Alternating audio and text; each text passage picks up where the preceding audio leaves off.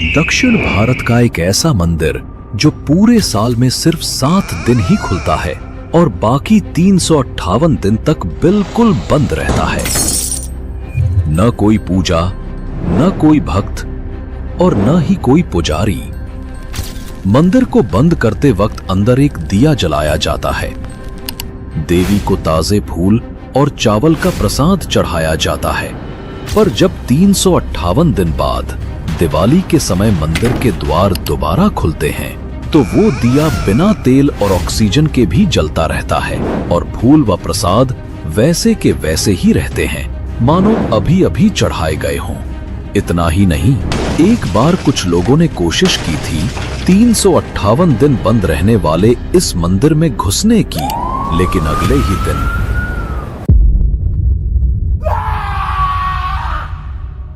ये कोई कहानी नहीं है, ये सब कुछ मंदिर के रिकॉर्ड्स में दर्ज है। आज हम डिकोड करेंगे वो रहस्य जो पिछले 800 सालों से अनसॉल्व्ड है। आज मैं आपको जो दिखाने वाला हूँ उसे साइंस भी एक्सप्लेन करने की कोशिश कर रही है, क्योंकि ये रहस्य है 358 दिन बंद रहने वाले हसनंबा मंदिर का।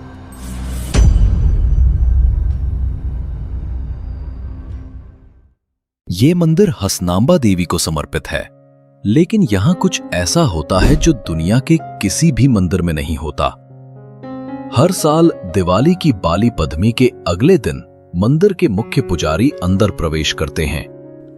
वे मां हसनांबा के सामने एक दिया जलाते हैं, ताजे फूल चढ़ाते हैं और चावल का भोग लगाते हैं। फिर मंदिर का दरवाजा संपूर्ण बंद कर दिया जाता है और उस पर एक विशेष सील लगाई जाती है, ऐसी सील जिसे अगले 358 दिनों तक कोई भी खोल नहीं सकता।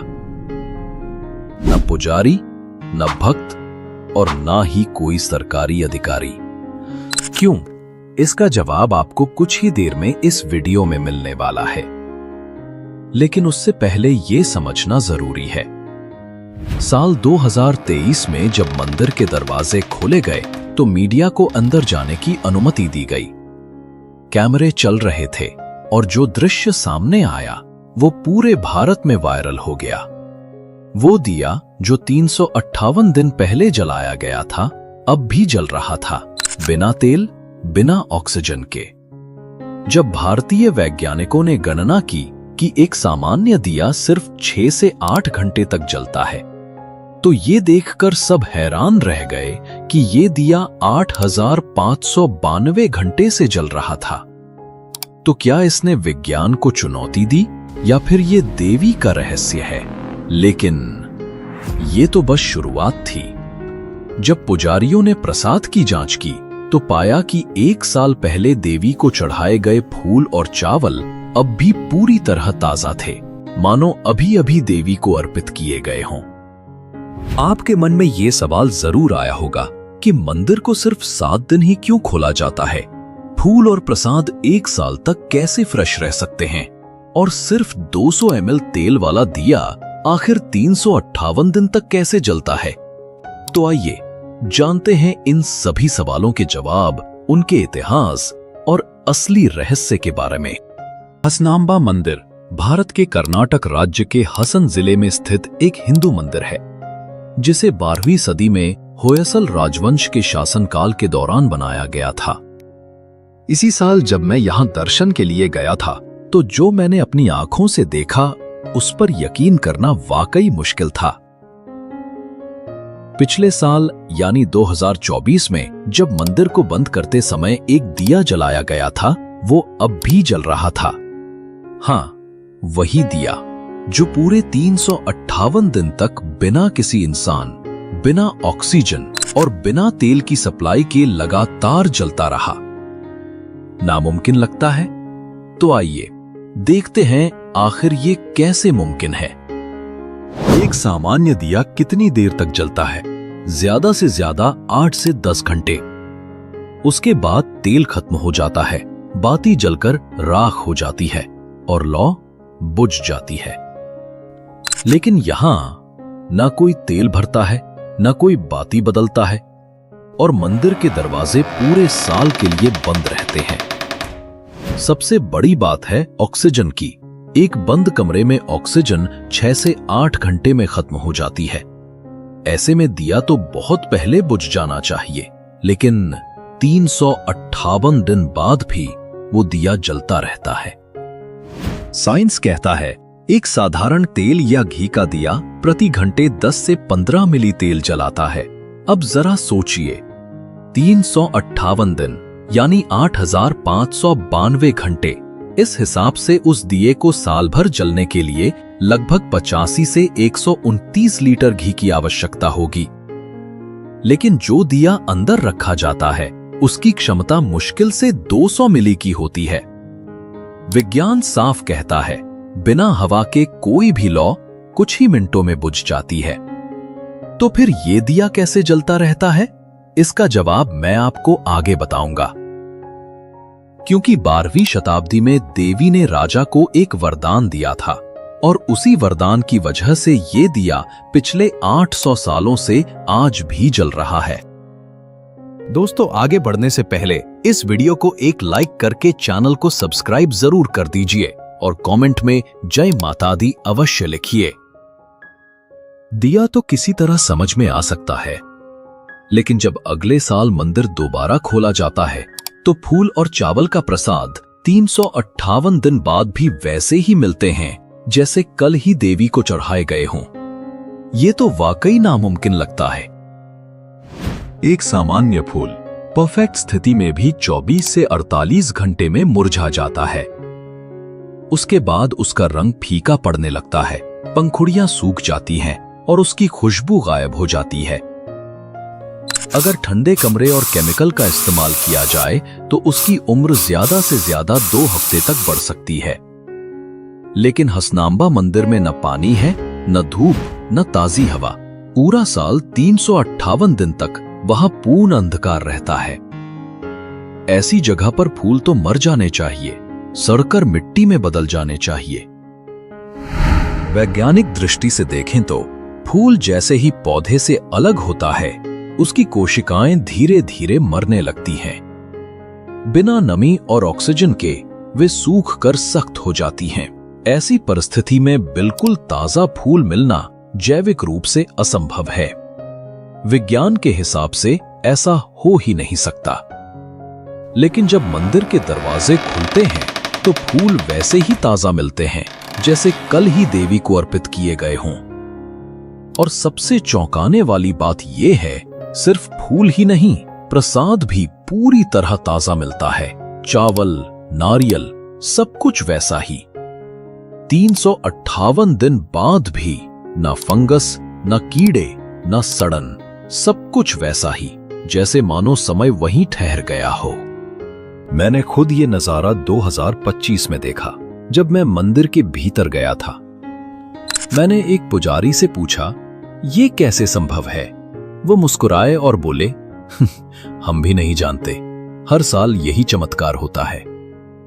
भक्तों का मानना है कि ये देवी हसनांबा की कृपा है, जो न सिर्फ दिए, फूल और प्रसाद को संरक्षित रखती हैं, बल्कि उन्हें जीवंत बनाकर अपनी उपस्थिति का संकेत देती हैं। ये हमें याद दिलाता है कि जहां आस्था सच्ची होती है, वहां समय भी ठहर जाता है। अब बात करते हैं उस 800 साल पुराने इतिहास और रहस्य की, जब देवी ने राजा को वरदान दिया था कि 358 दिन तक दिया जलता रहेगा और फूल व प्रसाद कभी खराब नहीं होंगे। इस कहानी की शुरुआत तब होती है जब अंधकासुर नाम का एक राक्षस कठोर तपस्या करके ब्रह्मा जी को प्रसन्न करता है और उनसे अदृश्य होने का वरदान प्राप्त करता है। वरदान मिलते ही अंधकासुर का अहंकार बढ़ गया। उसने मनुष्यों, देवताओं और ऋषि मुनियों को सताना शुरू कर दिया। चारों ओर भय और अराजकता फैल गई। तब सभी देवता भगवान शिव के पास पहुंचे और विनती की कि वो इस राक्षस का वध करे। भगवान शिव ने युद्ध का संकल्प लिया, लेकिन अंधकासुर को एक और वरदान प्राप्त था कि उसके रक्त की हर बूंद जो भी धरती पर गिरेगी, वहीं से एक नया अंधकासुर जन्म ले लेगा। जैसे जैसे भगवान शिव प्रहार करते, हर रक्त की बूंद से अनगिनत राक्षस उत्पन्न होते जाते। युद्ध बढ़ता गया और देवताओं की शक्ति कमजोर पड़ने लगी। जब स्थिति असहनीय हो गई तब भगवान शिव ने देवी आदि शक्ति से सहायता मांगी। देवी ने कहा, जब 7 शक्तियां एक साथ प्रकट होंगी तभी अंधकासुर का अंत संभव होगा। और इसी प्रकार जन्म हुआ सप्तमातृकाओं का, ब्रह्माणी, महेश्वरी, कौमारी, वैष्णवी, वाराही, इंद्राणी और चामुंडा। फिर युद्ध दोबारा आरंभ हुआ। महादेव ने अपना त्रिशूल उठाया और उसे अंधकासुर के गले में भेद दिया। लेकिन अंधकासुर के हर रक्त की बूंद से एक नया राक्षस जन्म लेता रहा। तभी देवी चामुंडा ने अपनी विशाल जिह्वा फैलाई और उस राक्षस के हर रक्त बिंदु को पी लिया ताकि उस अंधकार से कोई नया जन्म न ले सके। अंततः देवियों की विजय हुई और अंधकासुर भस्म हो गया। तब भगवान शिव ने कहा, हे मातृकाओं, तुम्हारा तेज सदा पृथ्वी पर रहेगा और तुम पृथ्वी लोक पर भक्तों के दुख दूर करोगी। युद्ध के बाद सप्तमातृकाएं पृथ्वी पर अवतरित हुईं और विचरण करने लगीं। एक बार देवियां वाराणसी से दक्षिण की ओर यात्रा पर निकली। जब वे आकाश मार्ग से हासन के ऊपर से गुजरी तो यहाँ की अद्भुत प्राकृतिक सुंदरता देखकर मुग्ध हो गईं और यहीं विराजमान होने का संकल्प लिया। महेश्वरी, कौमारी और वैष्णवी तीनों देवियां चींटियों के टीलों के रूप में रूपांतरित हो गईं।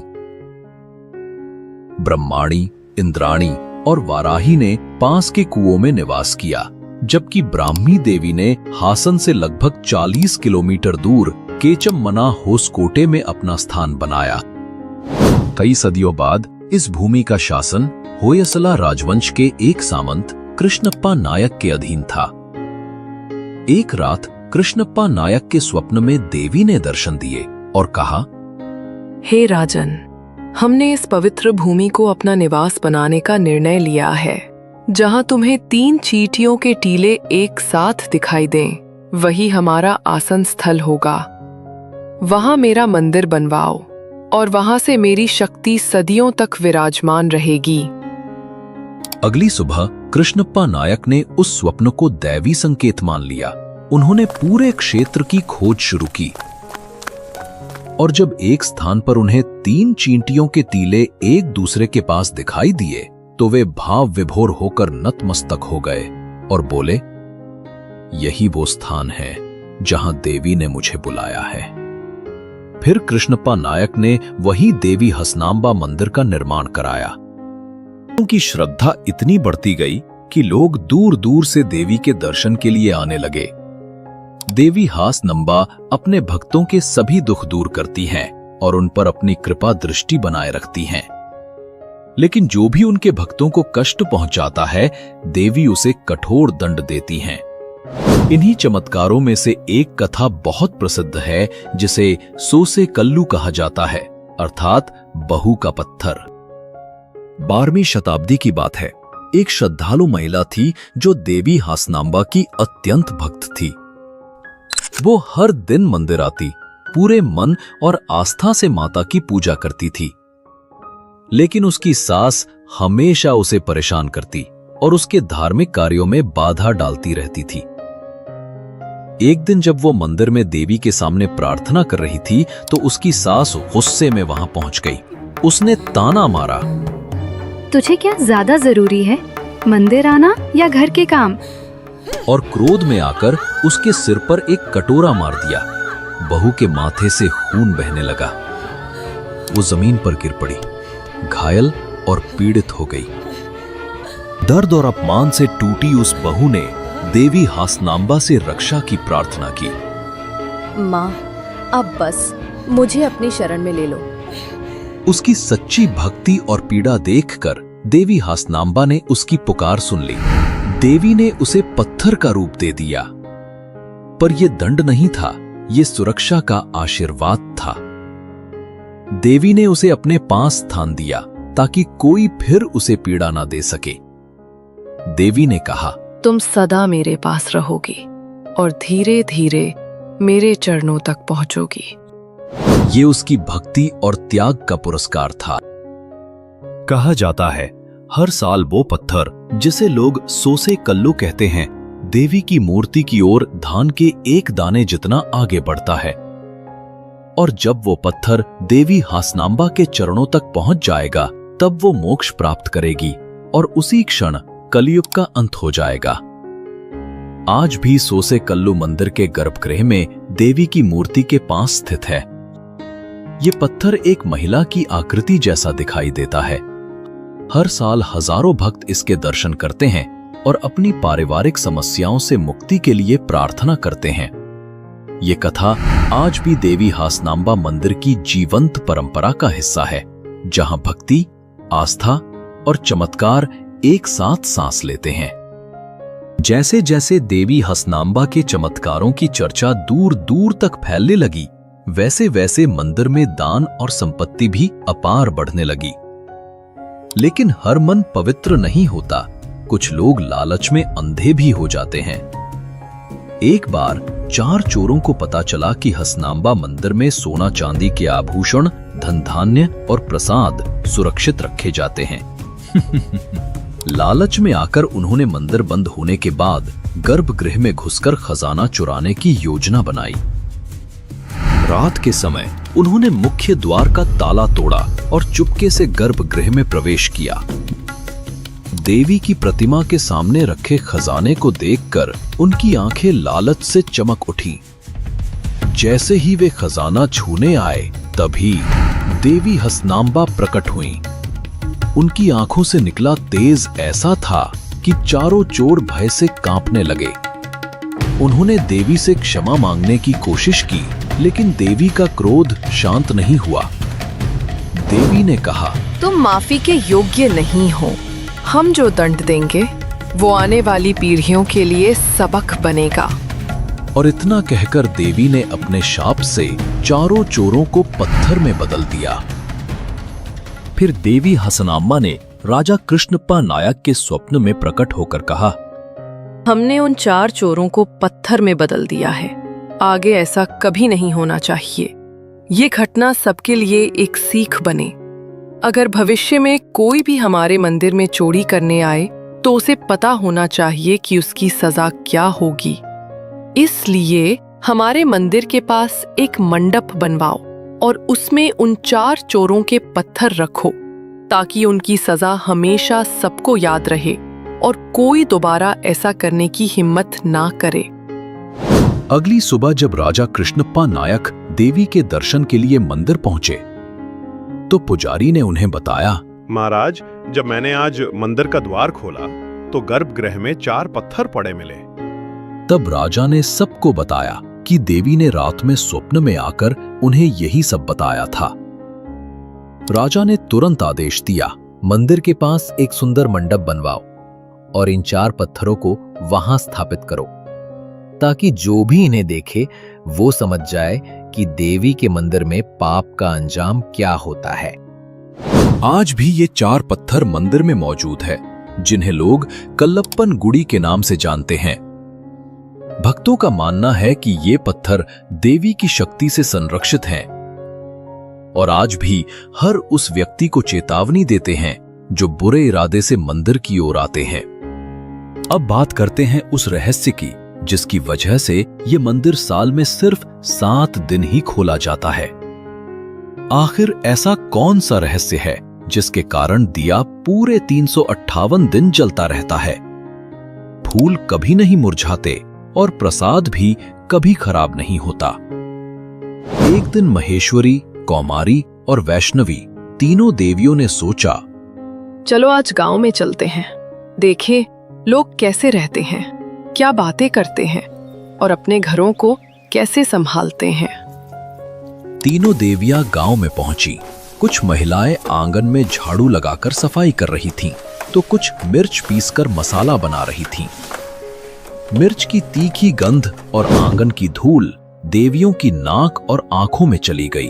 तीनों को बहुत परेशानी हुई और वे क्रोधित होकर मंदिर लौट आईं। मंदिर पहुंचकर उन्होंने सोचा, हमें ये बात कृष्णप्पा नायक को बतानी चाहिए। उन्होंने राजा से कहा, हे कृष्णप्पा नायक, जिस मंदिर में हम निवास करती हैं, लोगों ने उस मंदिर के चारों ओर अपने घर बना लिए हैं। उन घरों से निकलने वाली धूल, मिर्च की तीखी गंध और कूड़े की बदबू हमें असहनीय लगती है। इस कारण हमारा मन अब यहाँ अशांत रहने लगा है। लोगों से कहो कि वे ऐसे मसालों और वस्तुओं का प्रयोग न करें जिनकी गंध और स्वाद अत्यधिक तीव्र हो। अगर ये संभव नहीं है तो हम ये स्थान छोड़कर हमेशा के लिए चले जाएंगी। कृष्णपा नायक धर्म संकट में पड़ गए। न तो वे अपनी प्रजा से कुछ कह सकते थे और न ही देवियों को मना सकते थे। वे हाथ जोड़कर विनती करने लगे, हे माँ, आप ही हमारी रक्षक हैं, आप ही हमारी तारणहार। कृपा करिए, कोई मार्ग दिखाइए। माँ, कृपा करो, माँ, कृपा करो। देवियां उनकी भक्ति और विनम्रता से प्रसन्न हो गईं। उन्होंने कहा, आने वाले आश्विन मास की पूर्णिमा के बाद जो गुरुवार आएगा, उसी दिन मंदिर के दरवाजे खोले जाएं। उस दिन से लेकर बलि पद्यमी के दूसरे दिन तक हम भक्तों को दर्शन देंगे। जो भी उस दौरान श्रद्धा और भक्ति से पूजा करेगा, हम उसकी सभी मनोकामनाएं पूरी करेंगी। बलि पद्यमी के दूसरे दिन मंदिर के दरवाजे बंद करने से पहले हमें फूलों से सजाना, 2 दिए जलाना और प्रसाद चढ़ाना, फिर दरवाजा बंद कर देना। जब 1 साल बाद मंदिर के द्वार फिर खुलेंगे, तब वे फूल नहीं मुरझाए होंगे और दिए अब भी जलते रहेंगे। ये हमारी उपस्थिति का संकेत होगा। मंदिर का दरवाजा खोलने से पहले उसके सामने एक केले का फलदार पेड़ रखना और जैसे ही दरवाजा खुले उसे एक ही वार में तलवार से काट देना, तभी हमारे दर्शन संभव होंगे। याद रखना, तुम्हारा राजवंश ही इस परंपरा को निभाएगा और ये रिवाज कलयुग के अंत तक हर वर्ष बिना किसी चूक के चलता रहेगा। आज भी ये परंपरा पिछले 800 सालों से निरंतर चल रही है और हर साल सिर्फ 7 दिनों में 20 लाख से ज्यादा श्रद्धालु देवी के दर्शन करने पहुंचते हैं।